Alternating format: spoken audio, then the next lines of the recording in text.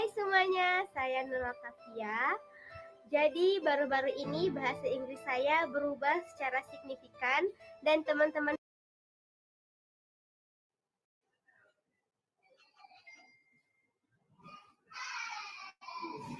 Oke, baik. Kita di Bamtri Channel sudah live. Halo, itu belum live? Sudah live, Bang Rudi. Oh iya, sudah. Oke, tunggu sebentar ya. Oke, baik.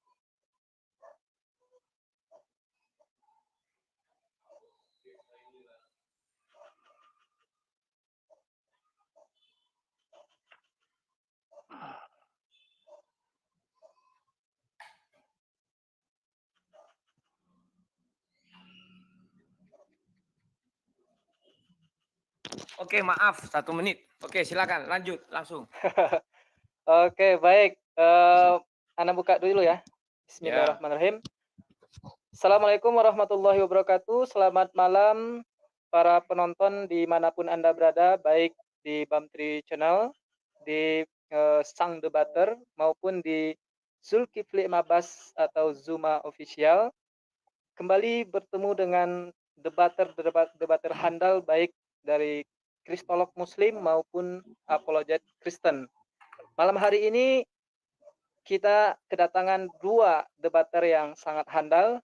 Di pihak muslim adalah Akhina Zulkifli Ma'abas yang tidak asing lagi bagi kita semua.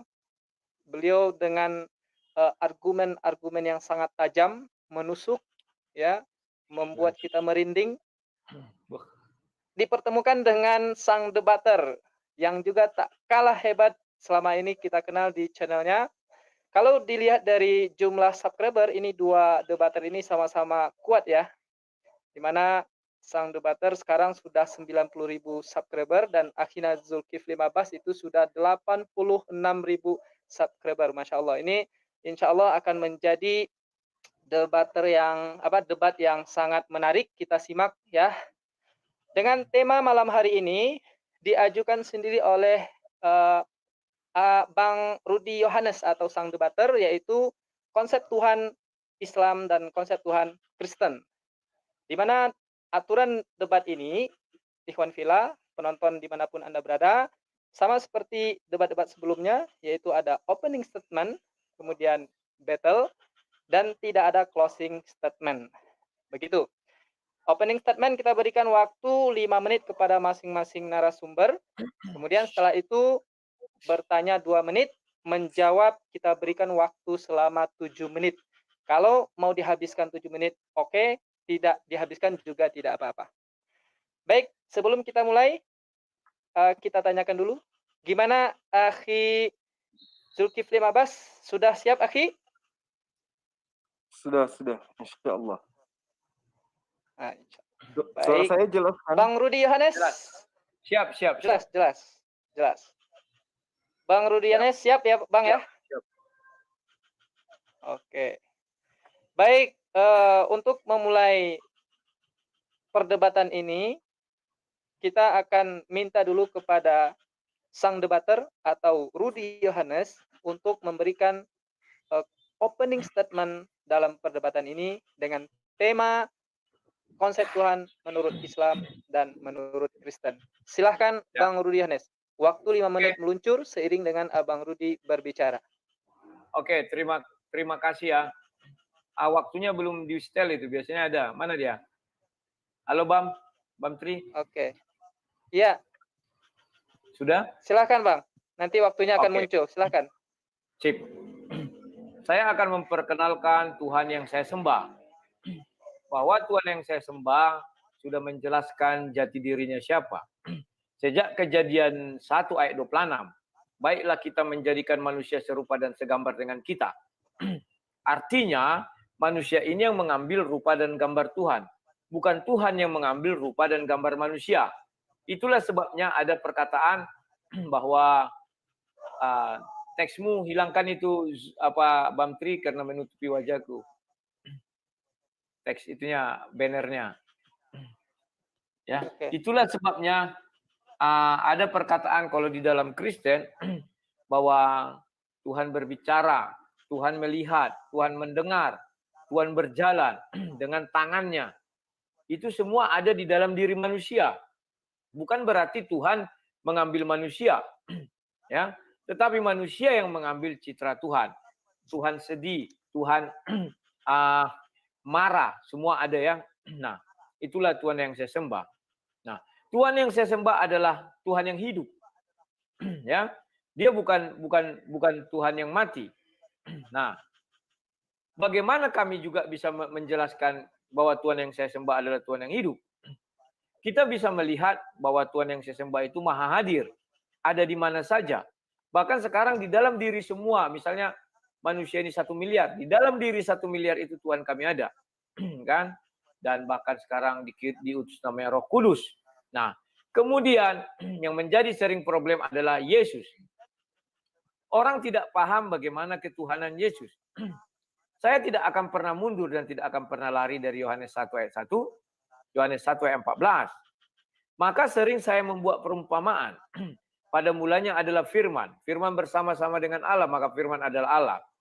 Zaman dahulu orang bertelepon, ya kan? Maka yang didengar adalah suara. Contoh, saya contohkan yang seperti ini. Ini anggaplah ini telepon.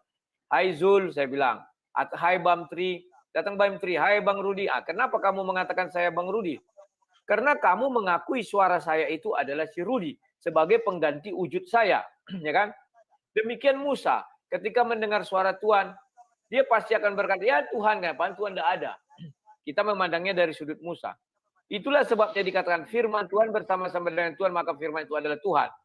Demikian juga saya, ketika saya tadi berbicara begini, suara saya sedang bersama-sama saya ini. Maka si Bantri bisa mengatakan, ya Rudi. Kan demikiannya. Tidak dibilangnya, ya Zulkifli Mabas. Tidak, tapi Rudi. Kemudian, Tuhan Musa, Ulangan 18 ayat 18. Tidak mau lagi aku melihat engkau Tuhan, karena dia tidak sanggup melihat wajah Tuhan. Selama ini dia hanya mendengar suara Tuhan.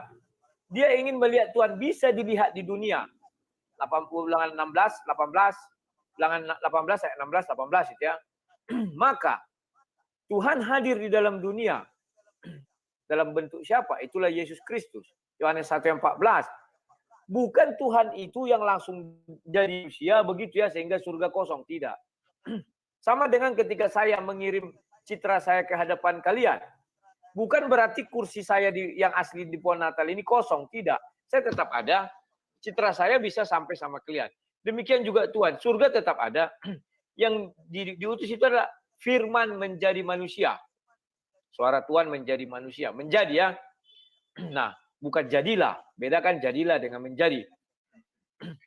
Itulah sebabnya Yesus mengatakan, aku berkata-kata bukan dari diriku sendiri. Sama seperti digital saya. Dia tidak pernah berkata-kata dari dirinya sendiri, tapi dari saya yang mengucapkan. Ya kan? Aku dan si Rudi adalah satu katanya. Tetapi perumpamaan saya ini memang masih memiliki keterbatasan.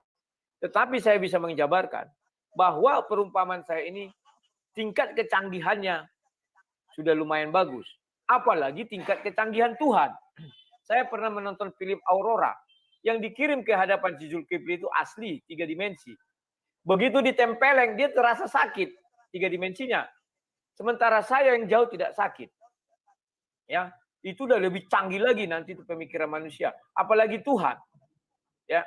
Jadi Tuhan yang kami sembah adalah Allah yang hidup. Dia maha hadir, bisa kemana saja. Kalau dikatakan Tuhan yang kami sembah lebih kecil dari surga, ya. Kenapa? Karena Tuhan bertahta dalam kerajaan surga. Bukan berarti bentuk tubuh. Kemahakuasaan Tuhan bukan dilihat dari, wah berarti surga dong lebih besar dari Tuhan. Ya, namanya Tuhan dia di dalam surga. Tentu bisa dikatakan surga melingkupi, Tuhan berada di situ. Oke, sekian dan terima kasih. Oke. Waktu 5 menit dimanfaatkan dengan sangat baik oleh Bang Rudi Yohanes untuk opening statement. Selanjutnya, mari kita dengarkan pula opening statement dari Akhina Zulkifli Mabas. Siap, Akhi? Siap. Waktu meluncur seiring dengan Akhi berbicara. Silakan. Baik. Bismillahirrahmanirrahim. Sahabat-sahabat sekalian, ketika kita berbicara mengenai Allah, berarti kita berbicara mengenai Sang Khalik yang menciptakan alam semesta. Berarti kita bercerita tentang esensi atau pribadi atau zat daripada Allah itu sendiri. Nah, berbicara mengenai Sang Pencipta, berarti kita tidak bisa berbicara mengenai oknum yang bisa digambarkan dengan wujud meskipun dia itu ada. Maka pada malam hari ini saya hanya ingin membahas salah satu sifat daripada Sang Pencipta itu adalah bagaimana kemudian kita memahami makna daripada sifat al-awwal dan al-akhir, az-zahir dan al-batin. Nah, sahabat kalian, mengimani sifat-sifat Allah itu jelas merupakan salah satu rukun yang penting di dalam beriman kepada esensi Allah itu sendiri, yang mana memiliki 4 rukun. Yang pertama, beriman kepada eksistensi Allah. Yang kedua, beriman kepada rububiyah Allah. Kemudian beriman kepada uluhiyah. Dan beriman kepada asma wa sifat, yaitu nama-nama serta sifat-sifat Allah. Tidak bisa dibayangkan, sahabat-sahabat sekalian, jika seseorang yang ingin menyembah kepada Sang Pencipta, tetapi tidak mengenal nama-nama dan sifat-sifatnya, ia bisa terjebak di dalam kesalahan fatal yang bisa mengakibatkan kecelakaan, baik di dunia maupun di akhirat. Jadi, orang yang beriman itu minimal tidak bisa sempurna di dalam beribadah ketika dia tidak mengenal daripada sifat minimal nama daripada Sang Pencipta tersebut. Sebagai contoh, seseorang yang menyangka bahwa Allah itu adalah Bapa. Bapa dalam arti kata esensi yang melahirkan oknum baru. Maka ketika ia memanggilnya dengan nama Bapa, Allah tidak akan memenuhi panggilannya. Karena Bapa bukan panggilan untuknya. Dan itu merupakan kekufuran bagi umat Islam. Contoh lain, seseorang menyangka bila Allah menyenangi suatu perbuatan tertentu, misalnya perbuatan yang dianggap Islami, padahal tidak ada contoh dari Rasulullah Muhammad SAW dan para sahabatnya, maka jelas itu adalah merupakan perbuatan yang dibenci dan buruk. Sebab Rasulullah Muhammad SAW sebagai pembawa ajaran Islam itu menerangkan ya bahwa sesungguhnya sebaik-baiknya perkataan adalah kitabullah atau kitab Allah, yaitu Al-Quran. Dan sebaik-baiknya petunjuk adalah petunjuk Rasulullah Muhammad SAW. Sedangkan seburuk-buruknya perkara adalah perkara yang diada-adakan secara baru dalam sebuah agama. Oleh karena itu, amat penting artinya memahami persoalan asma wa sifat secara benar dan ikhlas untuk kemudian tujuannya meningkatkan kebenaran serta bobot keimanan kepada Allah hingga memperkecil kemungkinan terjerumus dalam penyimpangan-penyimpangan tentang tentang wujud daripada Sang Pencipta itu sendiri. Di dalam nama-nama Allah yang perlu dipahami kemudian adalah al-awwal, al-akhir, az-zahir dan batin seperti yang saya katakan tadi.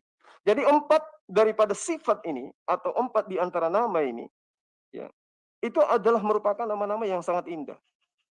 4 nama ini lalu kemudian ditambah dengan nama Al-Alim yang mana tersimpul dalam Al-Quran surah Al-Hadid ayat 3. Di situ jelas dikatakan bahwa huwa awwaluh wal akhiruh. Dikatakan dialah Allah yang awal, yang pertama, yang akhir, wal akhir dan akhir. Al-Zahir maksud saya al-akhir yang akhir, kemudian az-zahir yang atas atau yang zahir, dan al-batin yang paling batin, dan alim yang maha mengetahui terhadap segala sesuatu. Nah, kemudian para sahabat sekalian, dalam sebuah hadis dikatakan dari Al-Irbad bin Syari'ah radhiyallahu anhu bahwa Rasulullah Muhammad SAW tidak tidur sampai beliau itu membaca musabbihat. Musabbihat ini adalah surat-surat yang diawali dengan sabbah, dan beliau Rasulullah Muhammad SAW bersabda kemudian di dalamnya terdapat satu ayat yang lebih baik daripada 1000 ayat. Lalu kemudian para sahabat, beliau juga mengatakan bahwa di dalam doanya dia senantiasa mengatakan, ya Allah, Engkaulah awal yang pertama, maka tidak ada satupun sebelummu. Engkau adalah akhir yang akhir, maka tidak ada satupun yang sesudahmu. Engkaulah az-zahir yang paling atas, maka tidak ada satupun yang di atasmu. Oke, Baik. Terima kasih. Luar biasa, 5 menit dimanfaatkan dengan sangat baik oleh Akhi Zulkifli Mabas. Bisa enggak Seperti HP-mu deh? ya. Gimana, Akhi? Oke, lanjut. Oke, 5 menit sudah dimanfaatkan oleh masing-masing debater. Selanjutnya kita masuk kepada sesi battle. Di mana di battle ini ada 4 kali bertanya dan 4 kali menjawab dari masing-masing pihak. Untuk battle ini kita awali dengan satu pertanyaan dari pihak Muslim, karena tadi opening statement sudah diawali oleh Bang Rudi, maka pertanyaan diawali oleh Akhi Zulkifli Mabas. Sudah siap dengan pertanyaannya, Akhi? Bukan sebaiknya saya yang pertama bertanya, karena saya memulai Oh, opening. oke, Ya. boleh. Baik, silakan 2 menit pertanyaan meluncur seiring dengan pertanyaan Bang Rudi meluncur. Silakan. Oke. Pertanyaan saya singkat saja. Tolong Zulkifli M. Abbas perkenalkan kepada kami apa sih firman Tuhan menurut Al-Quran. Ya. Apakah firman Tuhan itu suara Tuhan langsung atau bagaimana? Itu yang saya mintakan ya. Dan kalau itu suara Tuhan langsung, tolong jelaskan berasal dari mana? Apakah dari mulut? Apakah dari gelombang ditepuk tangan gini atau bagaimana jadi gelombang? Kita nggak tahu ya. Tolong jelaskan apa firman Tuhan menurut Al-Quran. Silakan. Singkat aja. Baik. Pertanyaan singkat dari Bang Rudi Yohanes kita akhiri. Apa firman Tuhan gitu ya? Maksud firman Tuhan di dalam Al-Quran. Bang Zuma, pertanyaan sudah paham, Bang? Iya. Baik. Silakan dijawab 7 menit meluncur seiring dengan Bang Zuma berbicara. Silakan. Baik. Di dalam Al-Quran jelas dikatakan bahwa zalikal kitabu la raiba fihi hudal lil muttaqin. Jadi yang dimaksud firman Allah itu adalah kalamullah. Kalamullah itu adalah sifat yang melekat pada diri Allah, di mana sifat ini adalah kemampuan Allah untuk berkata-kata. Nah, kemudian sifat berkata-kata Allah inilah yang kemudian yang menyebabkan Allah itu menyampaikan pesan kepada manusia. Baik itu melalui perantaraan malaikat, ya, atau langsung terhadap utusan. Dalam arti kata langsung ini dalam arti kata Allah memperlihatkan kepada utusannya akan apa yang Allah kehendaki terhadap umatnya. Nah, jadi Allah ini sifat kalam dengan pengertian bahwa lawan kata dari kata bisu. Jadi Allah itu maha berbicara dalam arti kata Allah bukan esensi yang bisu. Allah maha berbicara sejak dahulu tanpa awal. Jadi dia itu adalah azali. Bukan seperti manusia atau seperti makhluk yang baru bisa berbicara setelah sebelumnya ketika bayi tidak bisa berbicara. Jadi Allah Subhanahu wa taala itu maha berbicara sejak dahulu tanpa awal dan terus-menerus maha berbicara tanpa akhir. Dengan kata lain, sifat kalam yang adalah merupakan unsur daripada firman itu sendiri, ini merupakan pengertian semacam sifat zatiyah. Karena Allah Ta'ala itu terus-menerus bersifat dengan sifat tersebut sejak dulu tanpa awal, yaitu azali. Ya, tanpa awal dan seterusnya tanpa akhir. Dan dia itu adalah abadi. Kalam dengan pengertian ini biasa disebut dengan jinsul kalam atau naulul kalam. Lalu kemudian yang kedua, sifat berbicara dengan pengertian sebagai lawan dari diam, Allah itu maha berbicara dalam arti kata dia tidak diam. Allah Ta'ala berbicara kapan saja Allah Ta'ala kehendaki. Dengan bahasa apa saja yang Allah Ta'ala kehendaki. Dengan topik apa saja yang Allah kehendaki. Dan dengan siapa saja Allah kehendaki dari makhluknya.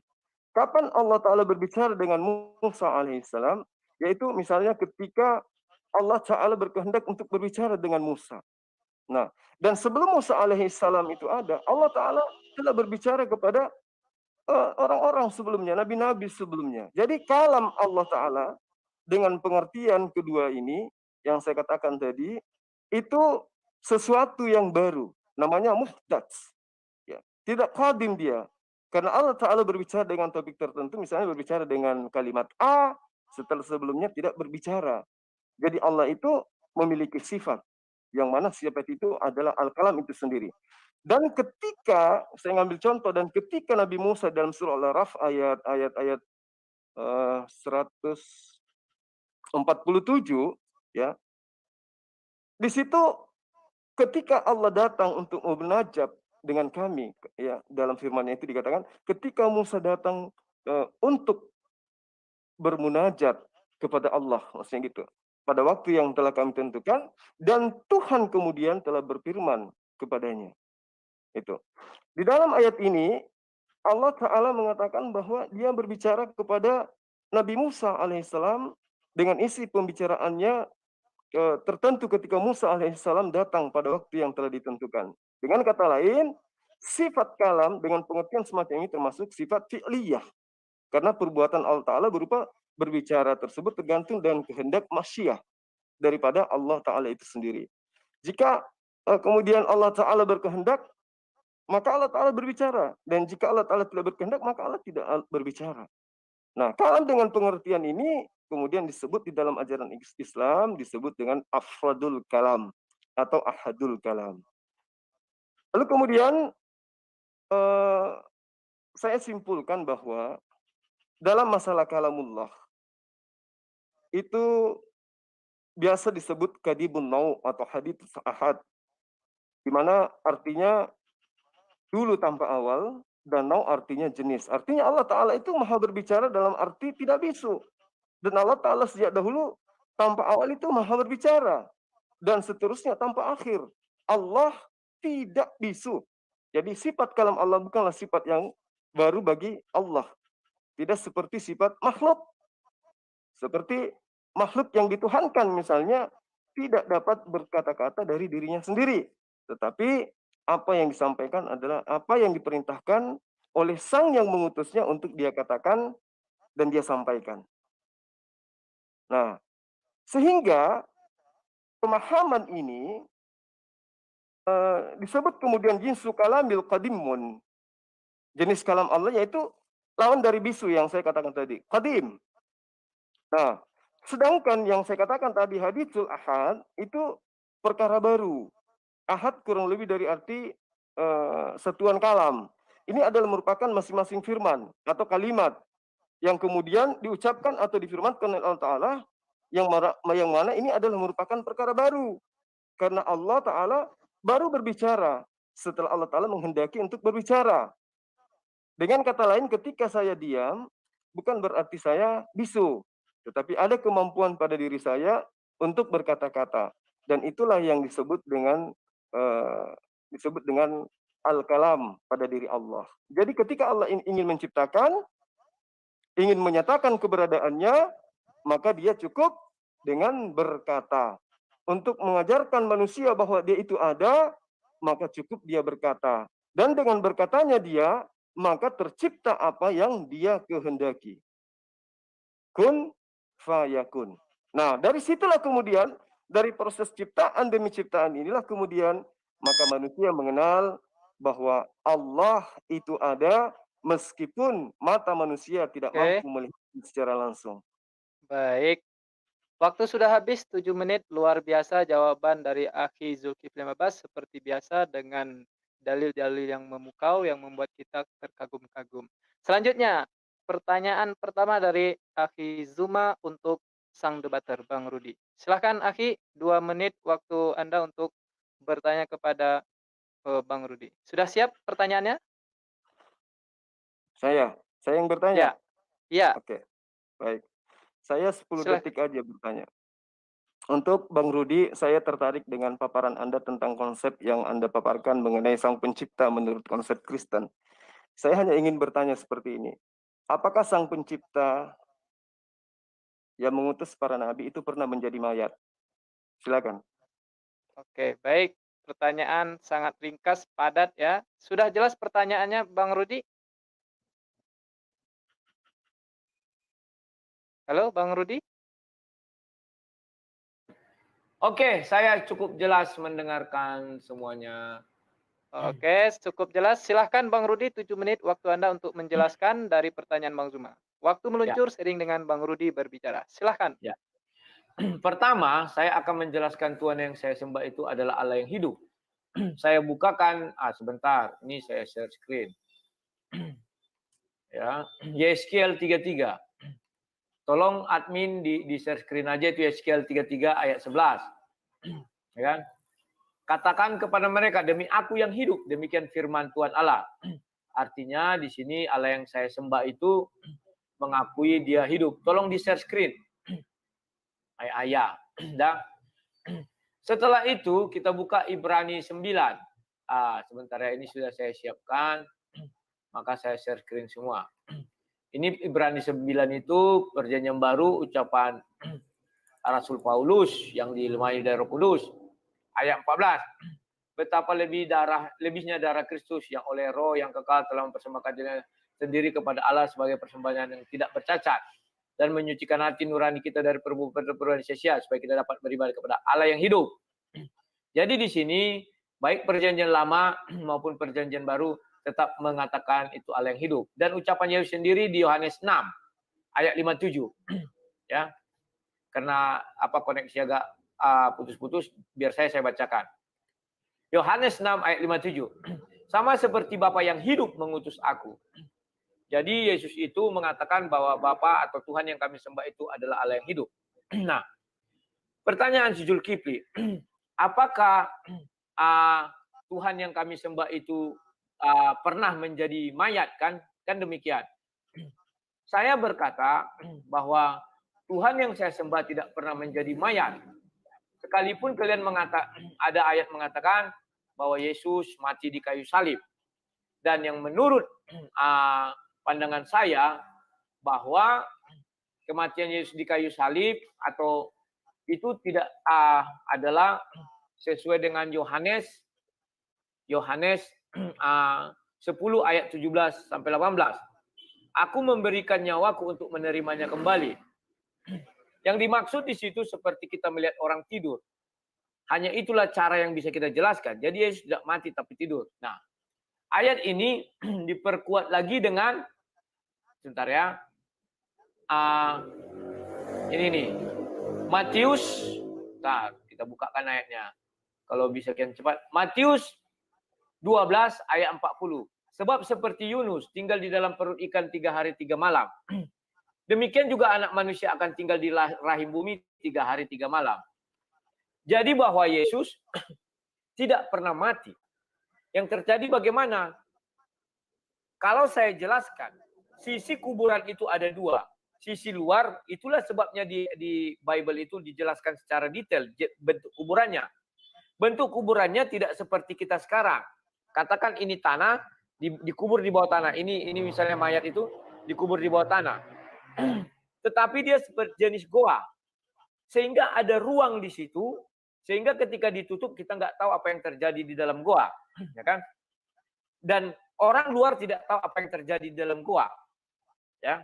Sehingga saya katakan Yesus seperti Nabi Yunus. Ketika Nabi Yunus dilempar dari kapal, maka datang ikan menyambar. Dari atas kapal, orang mengira bahwa Yunus sudah mati ditelan ikan, maka mereka meninggalkan. Karena kalau sudah dimakan, mana bisa lagi hidup. Ya kan? Itu logika berpikir manusia. Tetapi faktanya, Yunus memberitakan, setelah dia dimuntahkan, dia memberitakan kepada orang bahwa dia tidak mati, malah berdoa di dalam perut ikan. Ya kan? Demikian juga Yesus. Yesus tidak mati. Ketika kubur ditutup, orang tidak tahu apa yang terjadi. Dia bangun. Yohanes 10 ayat 17 dan 18. Aku memberikan nyawaku untuk menerimanya kembali. Ini hanya bisa kita buat gambarannya ketika orang tidur. Orang tidur, dia seperti kehilangan nyawa. Itulah sebabnya Yesus sering membuat gambaran orang mati seperti orang tidur. Bahkan Tuhan dari dulu pun mengatakan tidur. Ya. Dia menerimanya kembali, bangun dia, suka-suka dia. Dia tidak mati. Demikian juga Yesus tidak mati. Karena sama seperti nubuatan Nabi Yunus katanya, itu harus digenapi. Ya.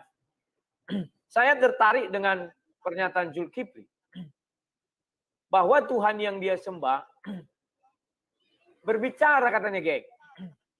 Dan suara itu adalah firman. Firman itu katanya Alfa dan Omega. Yang tidak berawal dan tidak berakhir. Dialah awal segalanya. Ya kan? Maka Yohanes 1 ayat 1 jelas mengatakan, firman bersama-sama Allah, maka firman adalah Allah. Terserah Zulkifli mau menerima apa tidak. Tetapi yang mau saya jelaskan di sini bahwa surah Al-Ikhlas di ayatnya yang keempat, dan tidak ada sesuatu yang setara dengan dia. Ternyata Allah itu kalau kita lihat dari keterangan Zulkifli bersuara dan dia tidak bisu. Sama dengan saya dong. Saya bersuara, saya tidak bisu. Dan Zulkifli tadi mengatakan sama seperti Zulkifli. Dia bisa diam. Kalau dia ingin berbicara, dia bisa berbicara. Hanya perbedaannya kata Zulkifli, apa yang diucapkan Allah itu jadi maka jadi. Kalau Zulkifli mungkin berkata jadi belum tentu jadi. Jadilah bakso nggak jadi tuh. Ya. Tetapi yang mau saya tegaskan di situ firman atau suara Tuhan. Ternyata tidak bisa dipungkiri bahwa Allah yang disembah Zulkifli adalah serupa dan segambar dengan manusia. Bahkan ada hadis menjelaskan hal ini bahwa penciptaan ada itu serupa dan segambar. Ya. Mengenai hadis nanti kita lewatkan saja dulu. Saya lebih suka membahas Al-Quran. Dan Zulkifli sudah mengakui bahwa Tuhan yang dia sembah bersuara seperti manusia, tidak bisu. Kalimat bisu itu hanya merujuk kepada makhluk. Kalimat bersuara juga merujuk kepada makhluk. Ya. Itulah sebabnya saya katakan berkali-kali firman Tuhan diakui Zulkifli juga adalah Alfa dan Omega. Selesai. Oke, itu yang mau saya jelaskan. Sekian dan terima kasih. Saya tutup dulu pintu saya sebentar ya. Oke, baik. Silakan Bang Rudi. Oke, kita tunggu Bang Rudi. Saatnya Anda mengajukan pertanyaan kedua. Ya, 2 menit. Tidak perlu saya kasih waktu ya, karena Ya. biasanya pertanyaan ini tidak terlalu lama. Ya. Silakan pertanyaannya, Bang Rudi. Ya, saya bertanya kepada Zulkifli, Tuhan yang kamu sembah, apakah Tuhan yang hidup atau Tuhan yang mati? Atau ada pilihan lain? Silakan, saya tidak membatasi. Oke, Saya itu ingin, pertanyaan. ya, kamu menjelaskan hal ini kepada kami semua. Silakan. Kalau bisa disertakan ayat Al-Qur'annya. Karena kalau nggak pakai ayat Al-Qur'an itu namanya asumsi. Silakan. Oke. Baik, Bang Zuma, sudah jelas pertanyaannya? Afif? siap. Oke, silakan 7 menit Siap. waktu antum untuk menjelaskan ya. Silakan. Oke, ini pertanyaan yang sangat menarik ya, sangat baik dari Bang Rudi. Apakah Allah yang kami sembah itu adalah Allah yang hidup? Satu hal yang perlu saya garis bawahi ya dari pertanyaan ini adalah bahwa saudara Rudi Yohanes itu tidak mengetahui bahwa aspek-aspek berdirinya ajaran agama Islam dari awal mulai itu adalah pengetahuan tentang tauhid, pengetahuan tentang akidah, di mana hal ini ditanamkan oleh Rasul Muhammad SAW sebelum mengajarkan syariat yang lain. Selama kurang lebih 13 tahun, Allah mengajarkan kepada kaumnya untuk mengenal ciptaan sembahan yang telah menciptakan mereka, yaitu Allah yang mengutus para nabi, termasuk yang mengutus kepada Nabi Musa, Nabi Isa, dan seterusnya. Jadi ketika ada pertanyaan, apakah Allah yang kami sembah itu hidup? Maka harusnya andai saja saudara saya Rudi Yohanes itu paham bahwa umat Islam itu menyembah Allah yang sama, yang telah menciptakan seluruh umat manusia. Ketika di dalam kitab-kitab sebelumnya dikatakan Allah itu hidup, maka itu sudah pasti Tuhan yang kami sembah itu adalah hidup. Tapi saya ingin menjawabnya secara perspektif Islam, supaya terpuaskan. Jadi Allah pencipta seluruh makhluk, dia memiliki semua sifat-sifat kesempurnaan. Di antara sifat kesempurnaan itu adalah Allah Ta'ala sifat hayat, sifat hidup. Sifat hidup bagi Allah tidak ada permulaan dan tidak ada akhirnya. Seperti yang saya gambarkan di awal tadi. Kenapa? Karena sifat yang dimiliki oleh Allah itu sempurna. Tidak ada kekurangan dari sisi apapun. Di dalam Al-Quran sudah dikatakan. A'udzubillahiminasyaitonirrajim. Bismillahirrahmanirrahim. Allahu la ilaha illa huwa hayyul qayyum. La ta'khuzuhu sinatu wala naum.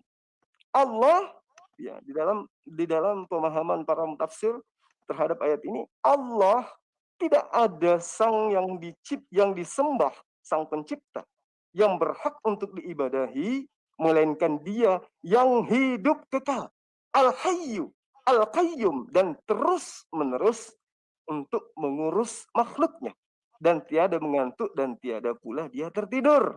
Itu jelas di dalam surah Al-Baqarah ayat 255. Ayat yang paling tenar di antara seluruh umat Islam. Lalu kemudian di dalam Ali Imran di ayat kedua, Allah juga menerangkan tentang Dia itu maha hidup. Allah tidak ada Tuhan berhak disembah melainkan Dia. Al-Hayyu yang hidup kekal, Al-Qayyum terus-menerus mengurus makhluknya. Allahu la ilaha illa huwal hayyul qayyum. Lalu kemudian juga diterangkan di dalam surat Taha ayat 111. Di situ dikatakan bahwa dan semua wajah makhluk dengan berendah diri kepada Al-Hayyu, Tuhan yang maha hidup kekal, dan Al-Qayyum, Tuhan yang terus-menerus mengurus makhluknya. Dan sesungguhnya telah merugilah orang yang melakukan kezaliman. Jadi ayat ini sangat jelas. Allah Al-Hayyu digabungkan dengan nama Allah, maka jelas Allah Al-Qayyum. Jadi nama Allah Al-Hayyu berarti maha hidup, memuat sifat hidup bagi Allah Ta'ala. Sedangkan nama Allah Al-Qayyum berarti maha qayyumiyah. Ya, mohon nanti teman-teman yang ada di ini Gerah Mualaf saya ditegur kalau ada yang keliru ya. Lalu kemudian dikatakan di situ ini Al-Qayyumiyah memuat sifat qayyumiyah bagi Allah Ta'ala yang berarti berdiri sendiri dan mengurusi makhluknya secara terus-menerus. Ya, itu yang saya harus paparkan kepada saudara bahwa Tuhan yang kami sembah adalah Al-Hayyu, Al-Qayyum, yang maha hidup. Bagaimana mungkin kemudian Dia bisa menciptakan kalau Dia itu mati? Bagaimana mungkin dia bisa disebut Tuhan kalau Dia itu mati, tidak maha hidup? Jadi kalau ada Tuhan yang pernah mengalami mati meski sedetik, itu bukan Tuhan. Itu makhluk. Itu makhluk. Tidak ada akal sehat yang bisa menerima sang pencipta pernah mati meski sedetik. Jadi kalau ada yang esensinya disembah, yang dikatakan pribadi lain daripada Allah, kemudian pribadi itu mempertontonkan cerita atau film di mana dia mati sejenak, apalagi sampai 3 hari, itu bukan Tuhan. Demi akal sehat, demi Allah, itu bukan Tuhan. Itu adalah hantu minimal. Yang seperti itu. Jadi ketika sahabat-sahabat sekalian, ya termasuk saudara Rudi, mempertanyakan tentang apakah yang saya sembah itu adalah Al-Hayyu, itu jawabannya. Apakah Dia hidup?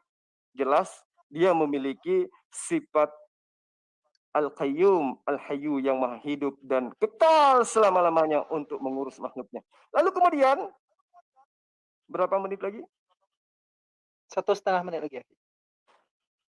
Di dalam sebuah hadits, ya, dikatakan begini, dari Umar bin Murrah, beliau berkata, aku mendengar Bilal bin Yasir bin Sa'id berkata, bapakku bercerita kepadaku, dan kakekku dia mendengar Rasulullah Muhammad SAW bersabda, barang siapa, ya, kata Rasulullah, barang siapa mengucapkan astagfirullah, aku memohon ampun kepada Allah, tidak ada yang berhak diibadahi selain Dia. Al-Hayyul Qayyum, yang maha hidup, yang maha qayyumiyah. Aku bertobat kepadanya, diampuni dosanya, walaupun dia pernah lari dari medan perang. Ada beberapa dalil, ada beberapa hadis yang sahihah yang menerangkan bahwa Sang Pencipta yang disembah oleh Musa, Abraham, Ishak, dan Yakub itu adalah Sang yang Maha Hidup, yang mustahil mati meskipun hanya sedetik sekalipun. Ya, kembali yang saya katakan tadi, sifat Allah al-awwal, wal-akhiru, dan seterusnya. Itu adalah merupakan rangkaian-rangkaian daripada sifat-sifat yang dimiliki oleh Sang Pencipta.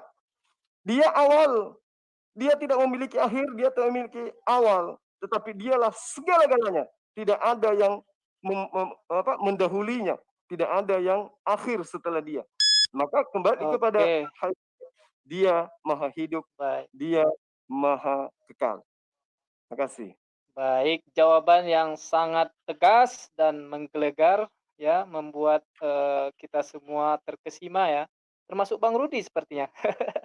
Baik, waktu habis sayang sekali. Selanjutnya 2 menit pertanyaan. Oh, tidak perlu dikasih waktu. Silahkan Akhi Zuma untuk bertanya kepada Bang Rudi Yohanes. Silahkan Bang. Baik, saya baru kali ini bertemu dengan seorang debater yang sangat jujur ya, sahabat saya Bang Rudi, yang mengatakan Yesus itu tidak mati.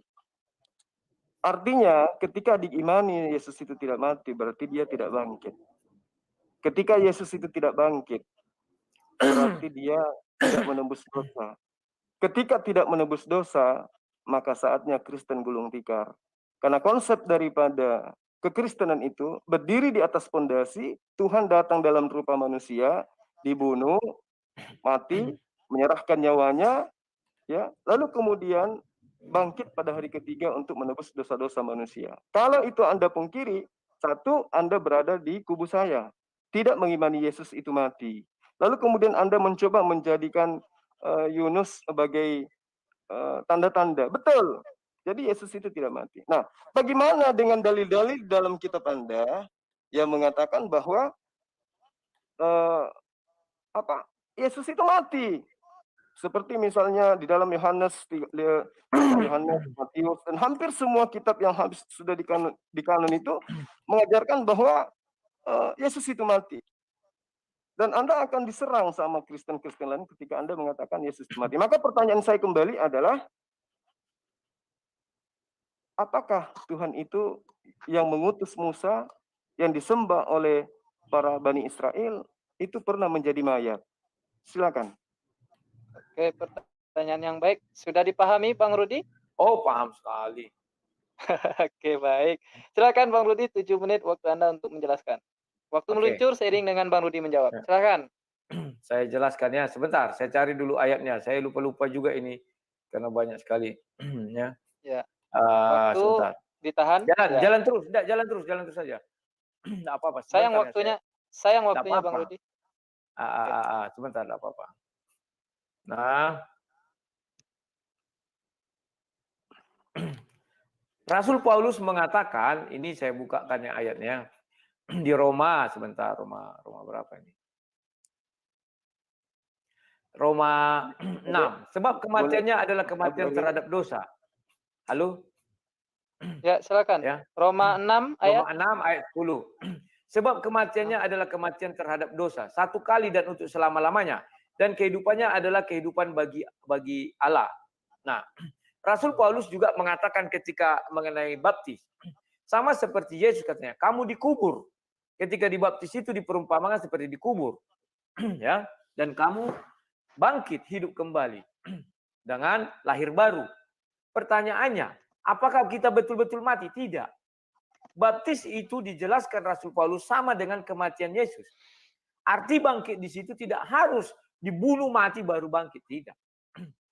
Karena Yesus sudah mengatakan sendiri, ya, bahwa aku menyerahkan nyawaku untuk menerimanya kembali.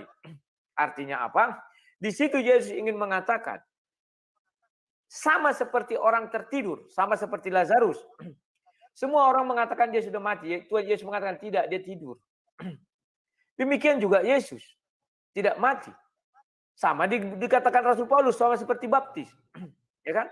Kamu dibaptis, itu adalah menggambarkan Yesus dikubur, katanya ketika diselam, ya, dan muncul kembali sama dengan bangkit, lahir baru. Sama dengan ketika Yesus berkata lahir baru, ada yang bertanya, loh kok lahir baru lagi Tuhan? Kami kan sudah dilahirkan. Apakah kita mengatakan lahir itu harus dari rahim lagi kembali? Tidak.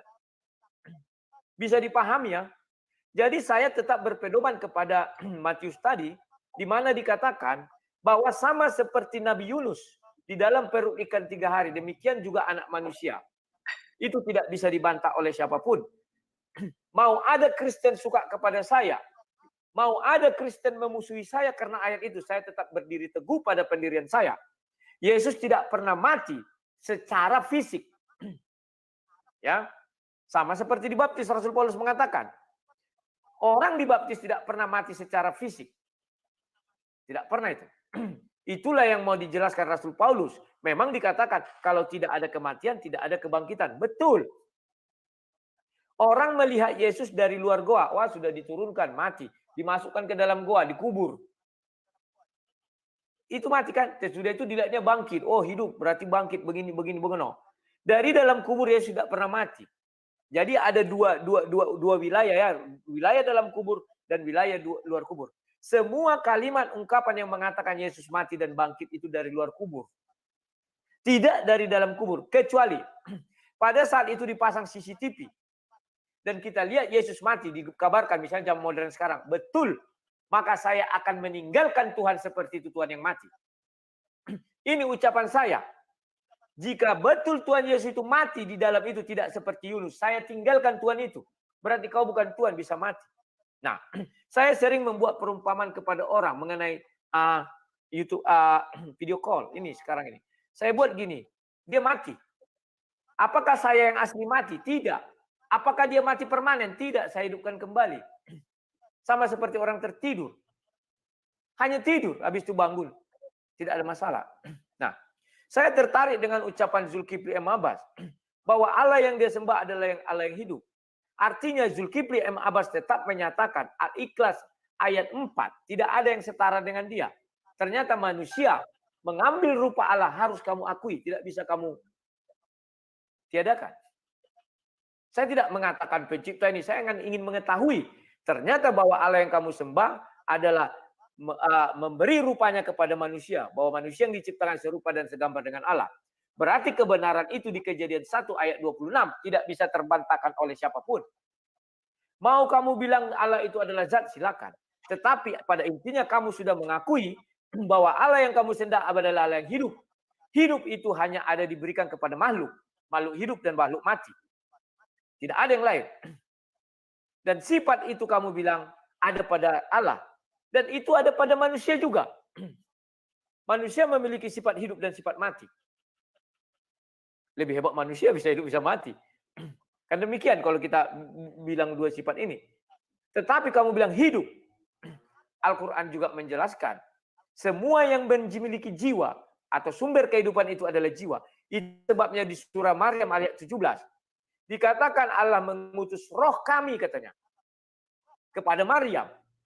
Mengapa Allah mengakui dia memiliki roh? Yohanes 6 ayat 63 tidak terbantahkan. Bahwa rohlah yang menghidupkan. Bible itu adalah kitab suci paling sempurna menurut saya. Ya, selain saya memang masih mempercayai, saya kan lagi mencari bahwa Al-Quran juga kitab paling sempurna, tidak diedit-edit, tidak terjemah, paling lengkap. Dan si Zul malam ini sudah membuktikan bahwa Allah yang dia sembah itu serupa dengan makhluk yang dia ciptakan. Tidak boleh dibantah. Itulah sebabnya Bible Kejadian 1 ayat 26 mengatakan, baiklah kita menjadikan manusia serupa dan segambar dengan kita. Itulah sebabnya isi Alkitab menjelaskan bahwa Tuhan Maha mendengar, terserah.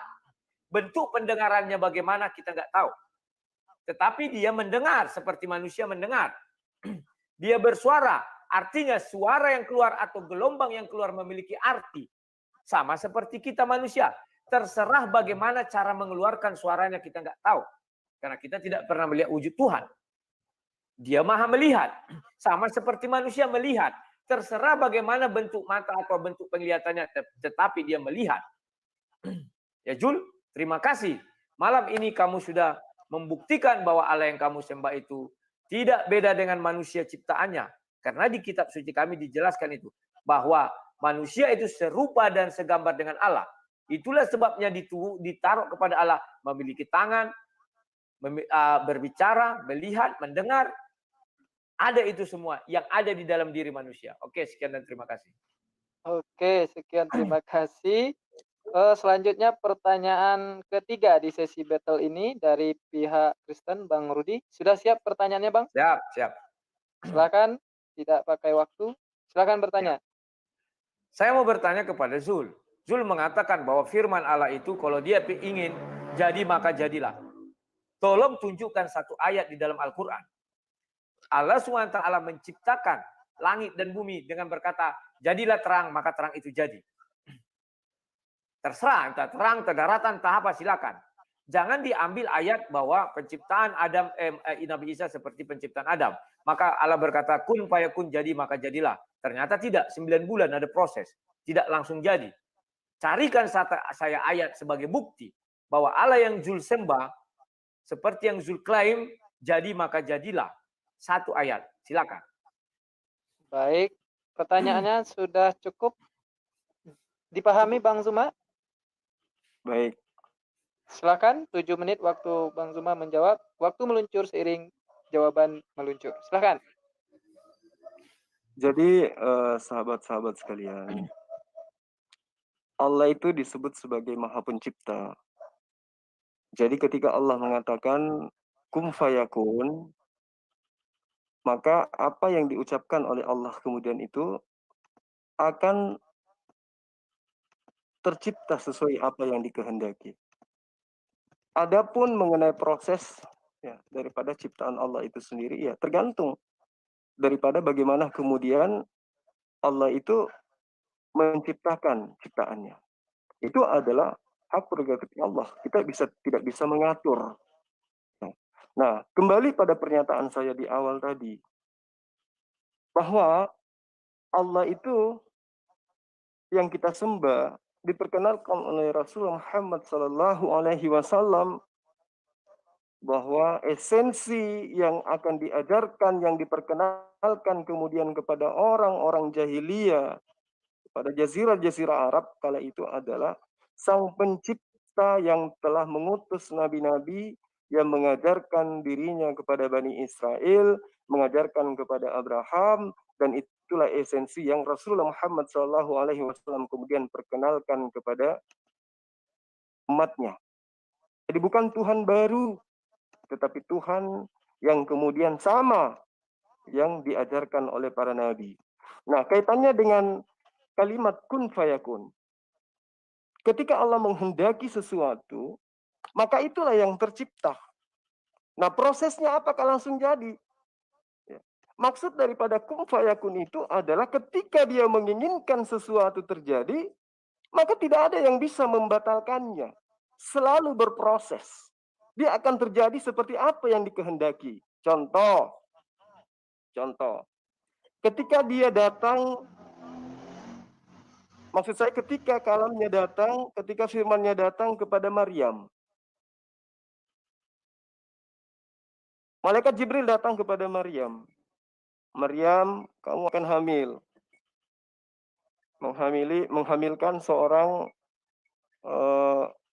anak yang kelak menjadi nabi bagi Bani Israel. Apakah kemudian ketika Allah berfirman, engkau akan hamil, lalu kemudian ternyata tidak hamil? Faktanya hamil kan?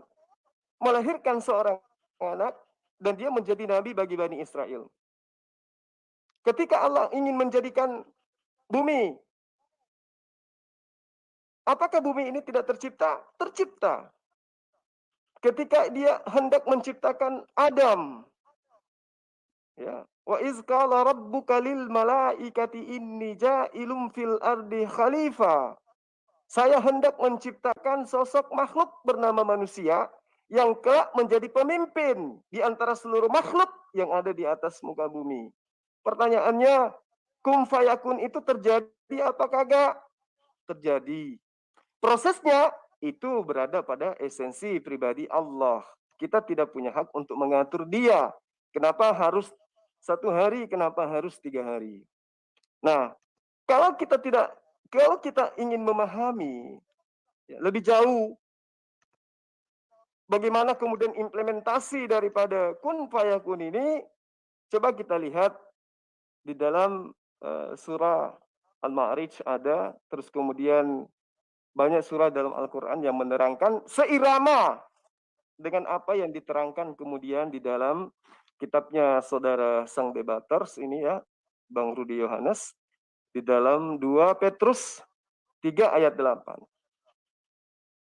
Di situ dikatakan kamu tidak boleh lupa bahwa di hadapan Tuhan satu hari sama seperti 1000 bulan. Satu hari bagi Tuhan sama seperti 1000 bulan, 1000 tahun bagi manusia. Maaf. Nah, coba kita lihat kitab Kejadian. Bang Rudi boleh bangga ketika Tuhan yang adalah Tuhan yang kami sembah juga, yang berfirman kemudian dituliskan oleh Musa, jadilah terang, maka jadi terang. Apakah seketika itu jadi terang? Tidak. Menunggu waktu satu hari yang ukurannya 1000 tahun. Terkecuali Anda ingin membatalkan 2 Petrus 3 ayat 8. Bahwa Tuhan itu punya masa. Ketika dia memproses penciptaan, maka proses ciptaan itu satu hari menurut hitungan Tuhan. Dan itu justru 1000 tahun bagi manusia. Sangat jauh lamanya. Kalau Nabi Isa alaihissalam cuma 9 bulan. Tuhan menciptakan satu hari 1000 tahun untuk menciptakan matahari. Jadi jangan disalahartikan kun fayakun itu, kemudian Anda ingin menggambarkan kitab Kejadian Anda. Jadi terang, kemudian langsung jadi. Ingat prosesnya. 1000 tahun lamanya. Baru kemudian berpindah ke hari kedua.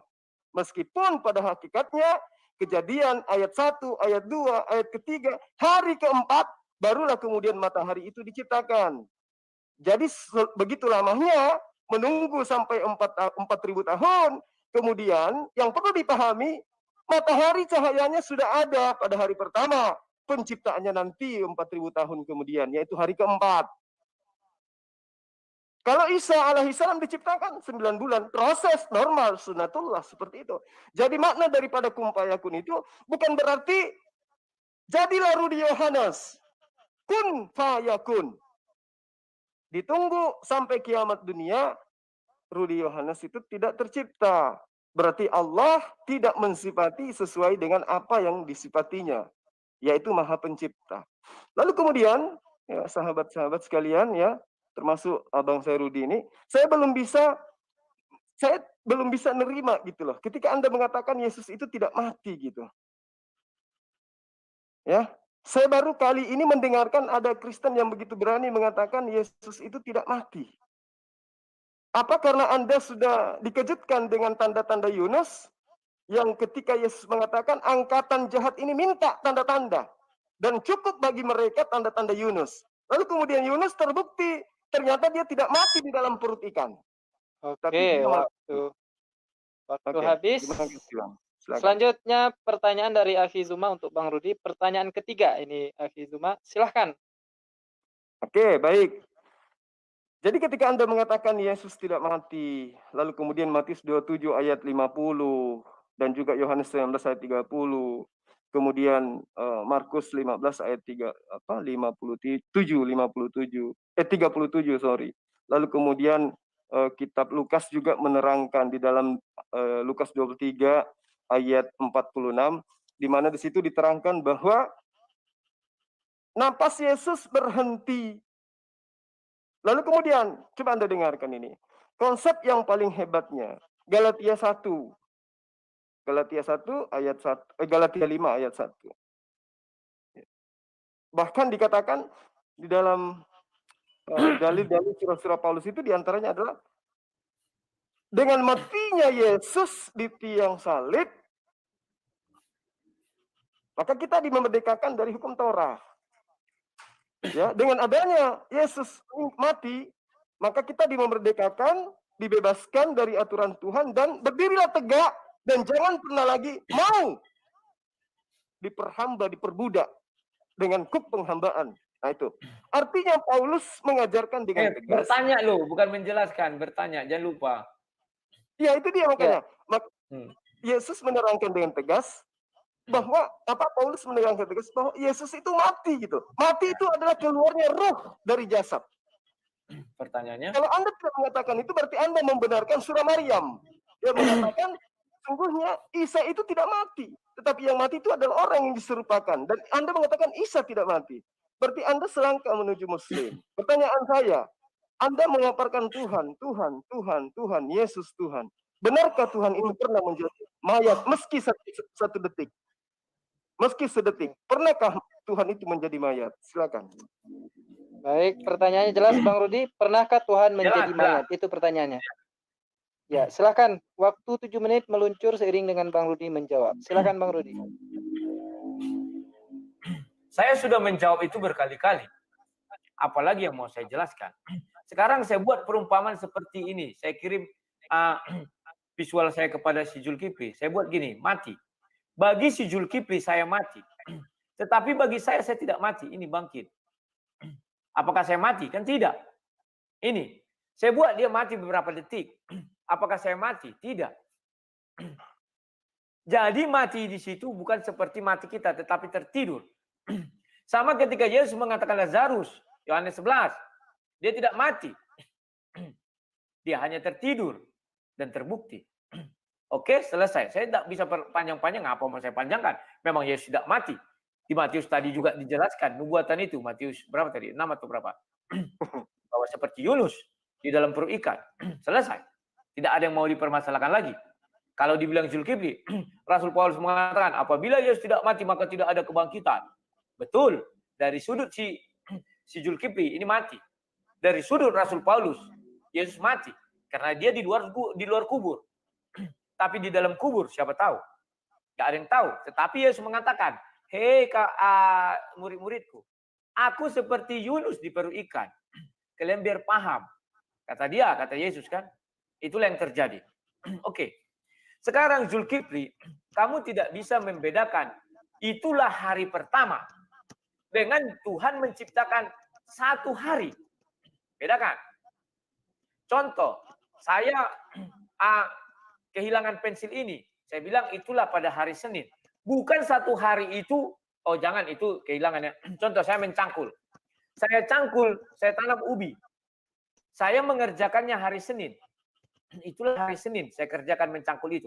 Bukan berarti seharian saya 24 jam mencangkul menanam ubi, tidak. Bedakan, Alkitab itu adalah kitab suci dari Tuhan langsung. Berfirmanlah Allah, jadilah terang. Maka terang itu jadi. Itulah hari pertama. Bukan dikatakan satu hari Tuhan bekerja, tidak. Itulah hari pertama. Dijelaskan di situ bahwa itulah hari pertama. Bedakan ya. Satu hari Tuhan bekerja seperti kau kutip itu 1000 tahun bagi manusia. Bukan itu. Tetapi itulah hari pertama. Ketika Tuhan menciptakan terang disebutlah itu hari pertama. Bukan berarti dikatakan di ayat itu satu hari Tuhan menciptakan. Itu ada di Al-Quran. 1 masa, 2 masa, 4 masa. Kalau yang Zulkifli jelaskan itu adalah nubuatan, bukan firman. Kun fayakun, berfirmanlah Allah jadi makalah jadi. Kalau nubuatan, hari ini dijelaskan 1000 tahun lagi terbukti. Hari ini dijelaskan 2 menit atau 10 jam terbukti. Artinya nubuatan itu adalah menjelaskan yang akan terjadi ke depan. Itu bedanya. Contoh ketika Yesus mengatakan, pergilah kamu di pintu gerbang kota, kamu akan menemukan keledai terikat. Jika nanti ada orang datang bertanya, belum terjadi. Tetapi terjadi kemudian. Itu nubuatan. Di dalam ajaran Kristen itu nubuatan. Tetapi kalau firman Allah, berfirmanlah Allah, jadilah terang. Terang itu jadi. Itulah hari pertama. Bukan dikatakan satu hari Tuhan menciptakan terang. Enggak ada. Terus Zul mengatakan pada hari keempat baru dibuat benda penerang. Sementara hari pertama sudah dibuatkan terang. Dari mana sumbernya? Ini juga satu kekeliruan menurut ajaran Kristen. Sumber terang itu bukan dari matahari. Tetapi dari firman Tuhan. Itu yang mau dijelaskan di situ. Karena matahari tidak mampu menerangi seluruh jagat raya segala macam-macamnya ini. Bahkan menerangi surga pun dia tidak mampu. Karena di surga nanti tidak ada matahari, tetapi terang. Dari mana? Dari terang Tuhan. Di Pewahyu dikatakan, Tuhanlah sumber terangnya. Dan anak domba itu juga sumber terang. Yesus adalah firman Allah. Kalau si Zulkifli mengatakan, dari mana sumber cahaya matahari? Dari inti matahari misalnya. Dari mana inti matahari? Dari ciptaan Tuhan. Kan Tuhan sumber terang itu. Tuhan yang menciptakan terang. Jadilah terang, maka terang itu jadi. Bukan sumber terang itu dari matahari. Itulah sebabnya di Kejadian 1 ayat 2 dikatakan, bumi belum berbentuk, masih kosong, gelap gulita. Kenapa dikatakan di sana gelap gulita? Dari mana sumber gelap? Orang mengatakan tidak ada sumber gelap. Sumber terang yang ada. Alkitab menjelaskan bahwa Allah bertahta di kerajaan sorga. Dan sumber terang di sorga dari Allah. Artinya Tuhan menutup selubung sorga. Sehingga cahaya Tuhan hanya berada di sorga. Sehingga di luar sorga gelap gulita. Itu dijelaskan di Pewahyu. Bahwa Tuhan adalah sumber terang. Jadi jelaslah bahwa Bible itu adalah kitab suci sebetul-betulnya kitab suci. Dan malam ini lagi-lagi kita mendengarkan bahwa Zulkifli tidak bisa membedakan firman Tuhan kun fayakun dengan nubuatan. Nubuatan itu akan terjadi beberapa saat kemudian. Tetapi kun fayakun jadi maka jadilah. Itulah sebabnya dia kesulitan memberi satu ayat. Di mana Allah SWT mengatakan, jadilah terang maka jadi. Atau jadilah daratan. Atau jadilah ini segala macamnya. Maka jadi. Tidak akan kalian temukan. Karena Zulkifli nggak mampu mengulas. Oh maaf. Karena si Zulkifli. Mungkin nanti yang lain saya tanya. Siapa tahu mereka menemukan ya. Untuk malam ini si Zulkifli tidak mampu menemukan. Ya kawan-kawan ya. Jadi Zulkifli. Di dalam Kristen itu jelas. Itulah hari pertama dikatakan. Bukan satu hari Tuhan menciptakan. Tidak. Ya. Memang betul kamu bilang. Tuhan itu mempunyai sebuah proses. Tapi prosesnya tidak lama-lama. Jadilah terang maka jadi. Ya kan? Cuman manusialah yang dibentuk Tuhan dengan tangannya. Kenapa dibentuk Tuhan dengan tangannya? Karena dikatakan manusia serupa dan segambar dengan Tuhan. Maka Tuhan menciptakannya dengan teliti. Itulah sebabnya Tuhan tidak langsung kul wayakun jadilah manusia. Tidak. Tetapi dibentuk dulu. Setelah dibentuk baru ditiupkan nafas Tuhan ke dalam dirinya. Itulah roh Tuhan. Itulah sebabnya baik di Al-Quran maupun di Bible dikatakan semua yang hidup memiliki jiwa. Itu kalau si Zulkifli paham ya. Oke, sekian dan terima kasih. Itu saja.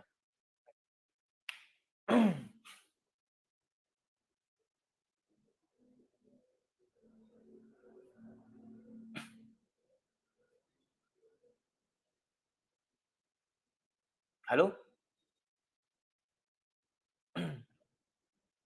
Ya, masih ada waktu, Bang. 20 detik. Ya, masih. Enggak. Ya, Enggak tidak apa-apa. dimanfaatkan dengan baik ya oleh Bang Rudi. Silakan waktu Anda terakhir ya untuk bertanya kepada Bang Zulkifli Mabas. Silakan Bang Rudi, pertanyaan terakhir. Kepada Zulkifli ya. Oke. Ya. Sekarang Zul saya minta tolong dijelaskan. Allah yang kamu sembah itu apakah maha hadir? Dalam artian apakah ada di hati seluruh umat manusia? Ataukah hanya umat Islam? Ataukah hanya di ars saja? Tidak bisa kemana-mana, tidak maha hadir. Tetapi Allah itu bertahta di ars. Arsia dan ditandu oleh malaikat. Karena ada dijelaskan di Al-Quran bahwa ars itu ditandu oleh malaikat. Ya kan? Itu yang mau saya tanyakan, singkat. Oke, silakan. Baik, terima kasih. Itu pertanyaannya. Sudah jelas pertanyaannya, Akhi Zuma? Halo? Siap. Ya, silakan 7 Ya, menit siap, waktu siap. Akhi Zuma menjawab. Silakan.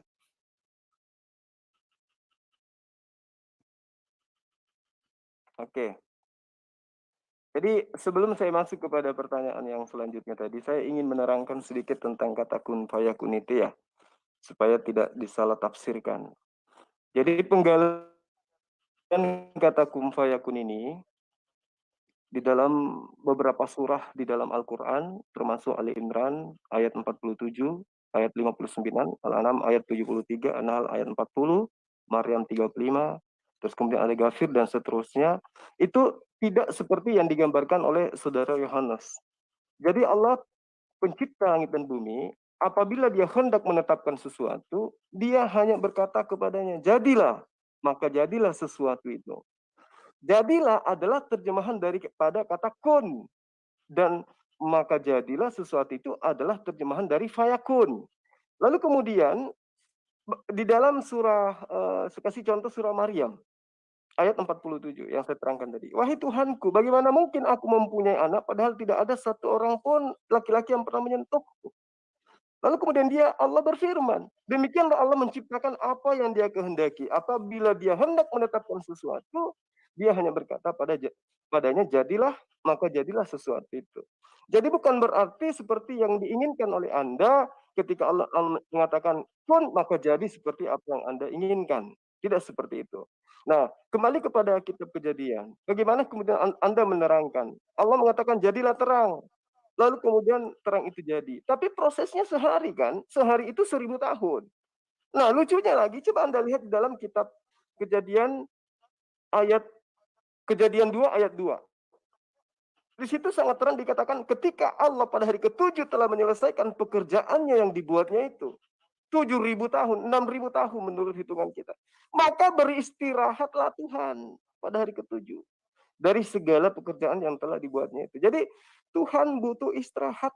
Lalu Allah memberkati hari ke-7 itu dan menguduskannya karena pada hari itulah ia beristirahat dari segala pekerjaan penciptaan yang telah dibuatnya itu. Jadi Tuhan di situ dikatakan beristirahat. Sementara Allah Subhanahu wa taala itu selama-lamanya tidak pernah lalai daripada mengurus makhluknya. Nah, kemudian masuk ke dalam pertanyaan saudara saya, Bang Rudi Yohanes. Jadi gini, apakah Allah itu maha hadir? Jelas. Allah itu maha hadir. Kenapa saya harus memperjuangkan kata Allah ini maha hadir? Sedangkan Yesus yang mati nyata di dalam kitab Anda dan iman Kristen kebanyakan, itu Anda paksakan menjadi hidup. Meski dalil-dalil itu bergejibun di dalam kitab Anda, bahkan konsep kekristenan itu Tuhan datang dalam rupa manusia, mati dia. Meski Anda embel-embeli mati yang dimaksud itu adalah tidur. Wah, itu asumsi Anda.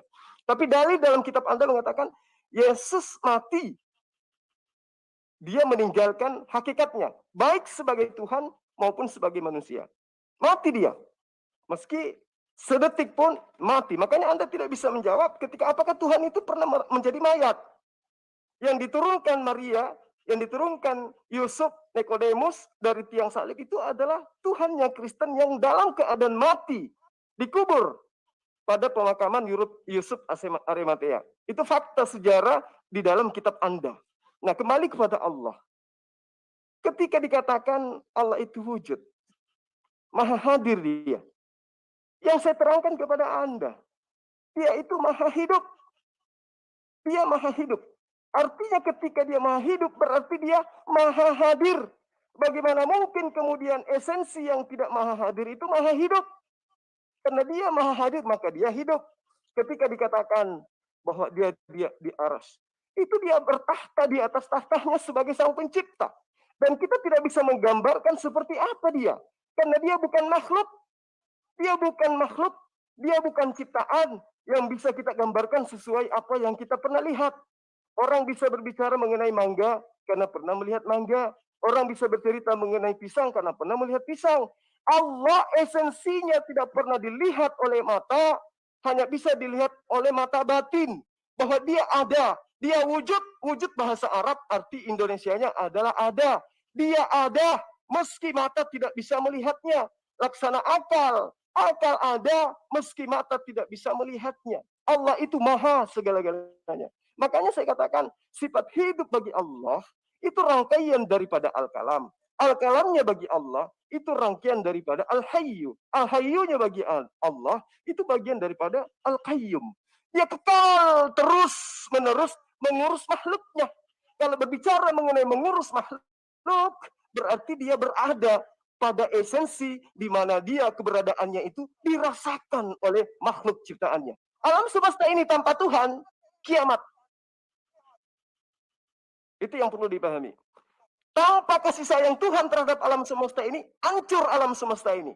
Artinya, sang pencipta yang berfirman kepada Abraham yang Anda kenal, sang pencipta yang berfirman kepada Musa yang Anda kenal, kemudian Bapa yang berfirman kepada Yesus yang Anda kenal, dialah esensi Tuhan yang telah menciptakan saya, menciptakan Bang Rudi.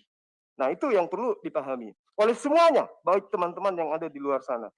Jadi ketika Allah mengatakan Allahu la ilaha illa huwal hayyul qayyum la ta'khuzuhu sinatu wa la naum. Allah tidak ada Tuhan berhak disembah melainkan Dia. Dia Al-Hayyu yang maha hidup kekal. Al-Qayyum terus-menerus mengurus makhluknya. Berarti ketika Dia terus-menerus mengurus makhluknya, makhluknya itu ada di alam semesta ini, ada di langit sana, ada di planet sana. Berarti keberadaannya itu ada. Itu artinya Dia ada, meski kita tidak bisa lihat. Yesus menerangkan, Bapa yang telah mengutus aku. Kamu tidak pernah melihat Dia, suaranya pun tidak bisa kamu dengar. Tapi apakah Dia ada? Ada. Makanya ketika Dia ditanya, tunjukkan kepada saya, manakah Allah itu? Yesus sudah menerangkan, kamu tidak akan pernah bisa melihatnya. Maka siapa yang melihat aku, dia sama seperti melihat yang telah mengutus aku. Kenapa? Karena apa yang aku ajarkan adalah bukan dari diriku sendiri, tetapi yang kuajarkan, yang aku katakan, yang aku lakukan adalah apa yang diperintahkan oleh Dia yang telah mengutus aku untuk aku sampaikan dan aku lakukan. Seperti itu kawan. Jadi Allah itu maha hadir. Anda menyembah selain Dia, Dia melihat. Baik. Anda menyembah makhluk, Dia melihat. Anda belum ditegur. Baik. Itu di akhirat nanti. Seperti itu. Luar biasa, Masya Allah. Itu jawaban terakhir dari Akhina Zulkifli Abbas. Luar biasa. Pertanyaan puncak dari Bang Rudi dan jawaban pemungkas dari Akhi Zuma. Merinding. Sekarang pertanyaan terakhir dari Akhi Zulkifli Abbas untuk Bang Rudi Yohanes. Silahkan Akhi Zuma, pertanyaannya. Oh, saya masih bisa bertanya. Terakhir. Ya, pertanyaan terakhir. Ini sudah segmen terakhir.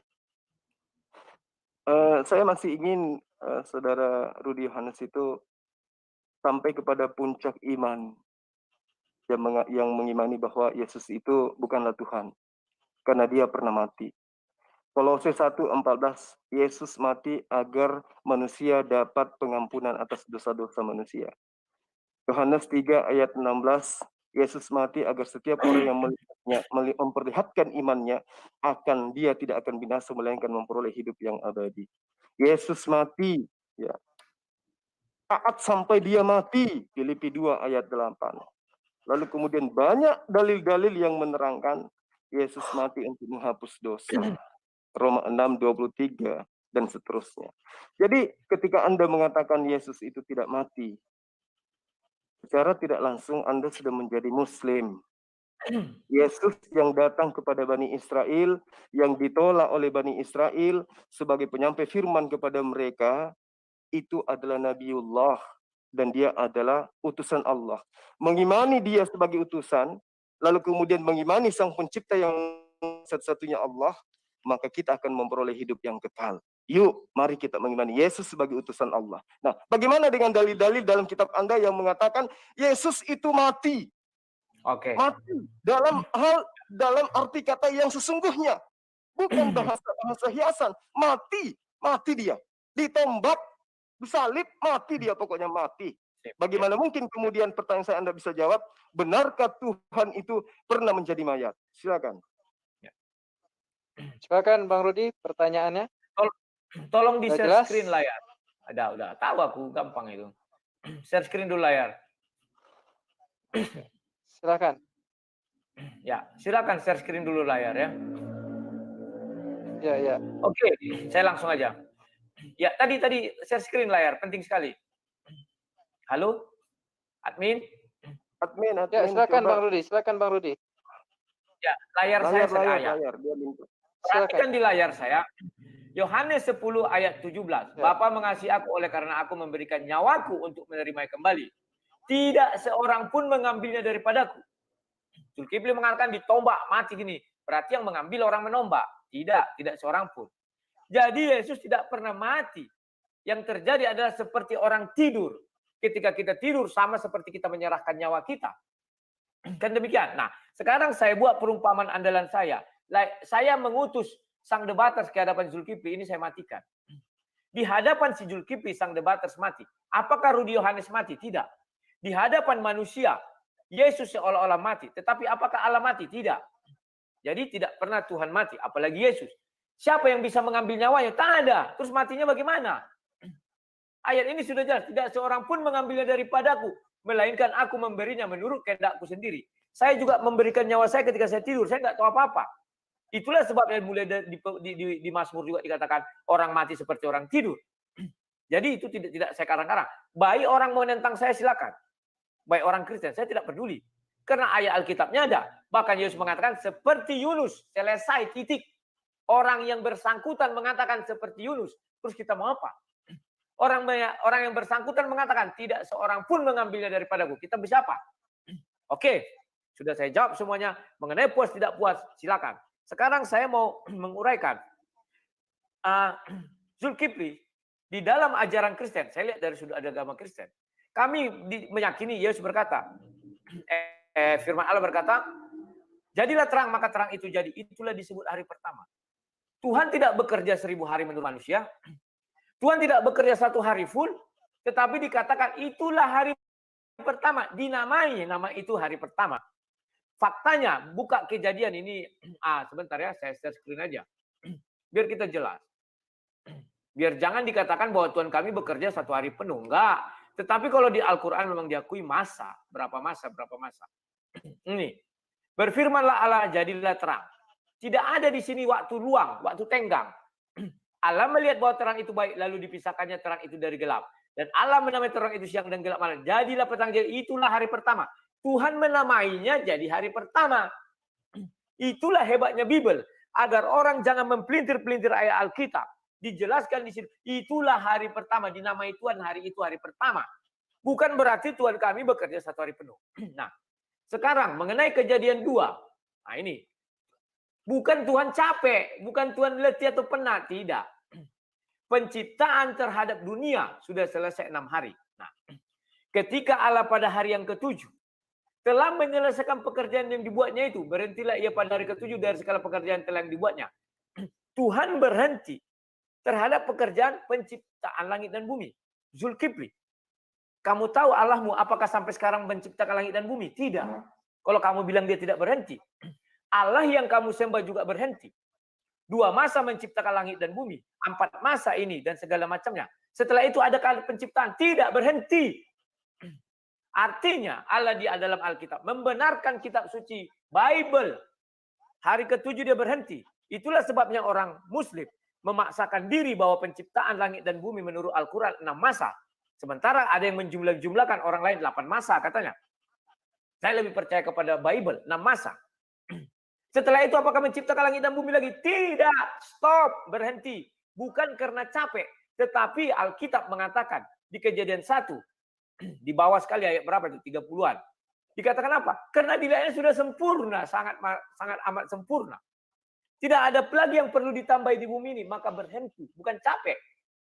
Jadi menurut Zulkifli, jika Tuhan kami capek. Terus Tuhanmu apa? Masih bekerja menciptakan langit dan bumi sampai sekarang?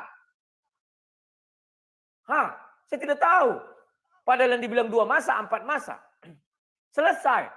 Itulah kehebatan Bible. Yang betul-betul dari Tuhan.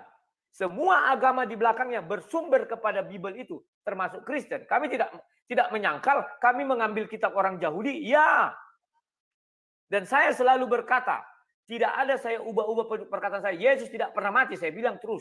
Jangan kamu katakan karena untuk membela debat ini jadi saya memaksakan diri semua. Tidak, saya tahu kitab suci itu apa isinya.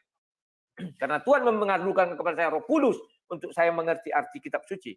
Oke, yang berikutnya ini saya catat ya. 6 masa ini.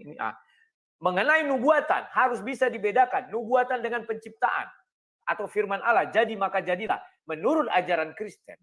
Seperti Kejadian itulah jadi maka jadilah.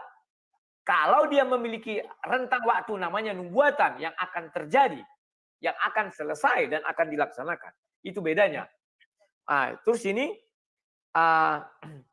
si Zulkifli mengatakan Tuhan yang dia sembah Maha Hadir, maka kau akan bertentangan dengan banyak ulama.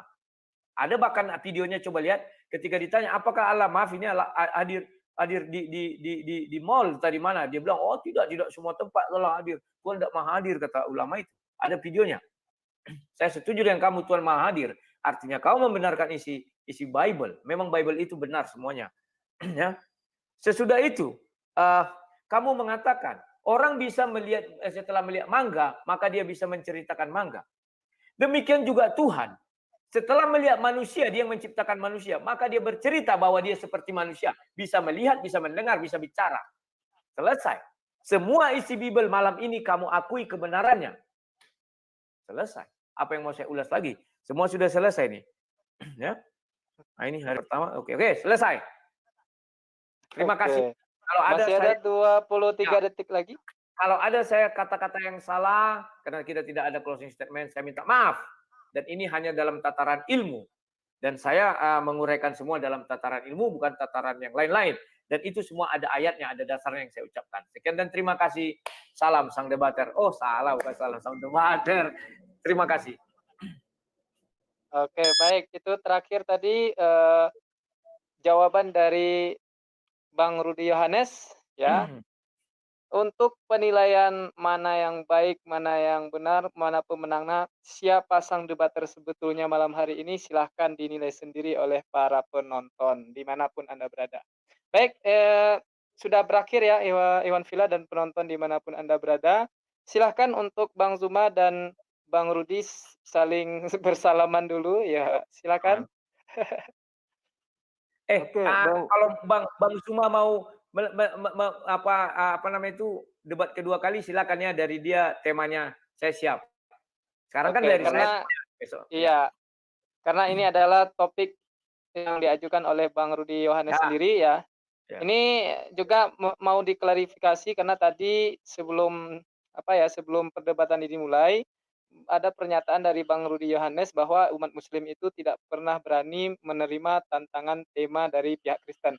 Malam hari ini membuktikan bahwa pernyataan itu tidak benar. Jadi Iwan Villa atau penonton dimanapun Anda berada, tolong itu klarifikasi langsung dari pihak kami ya. Bahwa pernyataan ya. Oke, satu dari saya, Bang. Bang Rudi, saya dengar tadi Anda ada sakit, Bang. Tolong jangan sampai sakit ya. Abang harus sehat terus. Umat terima ini kasih. butuh Anda. Umat kita butuh Anda ya. Supaya kita bisa menjelaskan kebenaran-kebenaran. Harus sehat. Yuk. Iya, Bang. Oke, itu aja dari saya. Ya. Oke, baik. Demikian para penonton, berakhir sudah debat kita malam hari ini mengenai konsep Tuhan dari persepsi Islam dan juga Kristen dengan narasumber Bang Zulkifli Abbas dengan Rudi Yohanes atau sang debaters. Saya selaku moderator malam hari ini mohon maaf jika ada salah dan janggalnya, karena yang benar itu datang dari Allah Subhanahu wa taala, yang salah itu datang dari diri saya yang menyampaikan. Fa'tabru ya ulil absar la'allakum turhamun. Assalamualaikum warahmatullahi wabarakatuh. Terima kasih Bang, terima kasih Bang Rudi.